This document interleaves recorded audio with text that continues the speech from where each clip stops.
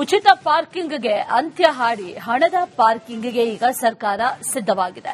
Greater Bengaluru ಪ್ರಾಧಿಕಾರದ ವ್ಯಾಪ್ತಿಯಲ್ಲಿ ಹೊಸ ಪಾರ್ಕಿಂಗ್ ನಿಯಮ ಜಾರಿಗೆ ಕರಡು ರೆಡಿಯಾಗಿದೆ. ಹೊಸ ನಿಯಮದ ಪಾರ್ಕಿಂಗ್ಗೆ ಸಾರ್ವಜನಿಕ ವಲಯದಲ್ಲಿ ಸಾಕಷ್ಟು ಆಕ್ರೋಶ ಕೂಡ ಹೆಚ್ಚಾಗಿದೆ.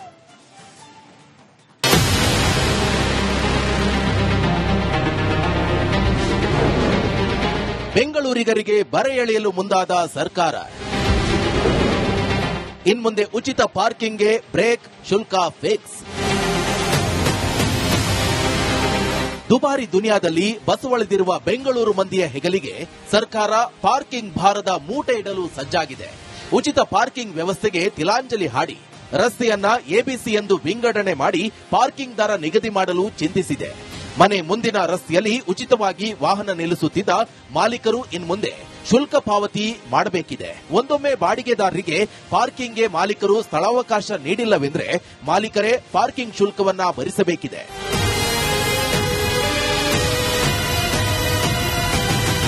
ಬೆಂಗಳೂರಿನಲ್ಲಿ ಹೊಸ ಪಾರ್ಕಿಂಗ್ ನೀತಿ ಜಾರಿಗೆ ಗ್ರೇಟರ್ ಬೆಂಗಳೂರು ಅಥಾರಿಟಿ ಸಿದ್ಧತೆ ನಡೆಸಿದ್ದು ಸಿಟಿ ಮಂದಿ ಗರಂ ಆಗಿದ್ದಾರೆ. ನೂತನ ಪಾರ್ಕಿಂಗ್ ನಿಯಮದ ಬಗ್ಗೆ ಅಸಮಾಧಾನ ಹೊರಹಾಕಿದ್ದಾರೆ.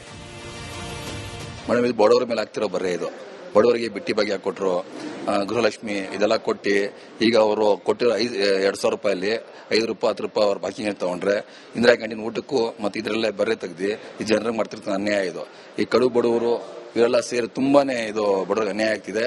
ಇದರಿಂದ ಇಲ್ಲಿರ್ತಕ್ಕಂಥ ಪ್ರತಿಯೊಬ್ಬರಿಗೂ ತುಂಬಾ ನಷ್ಟ ಮೇಡಮ್. ಇದರಿಂದ ಯಾರಿಗೂ ಪ್ರಯೋಜನ ಇಲ್ಲ. ಬಡವರಿಗೋಸ್ಕರ ಸರ್ಕಾರ ಯಾವುದೇ ರೀತಿಯ ಒಂದು ಒಳ್ಳೆ ಸೂಕ್ತ ಕ್ರಮ ಕೈಗೊಳ್ತಿಲ್ಲ.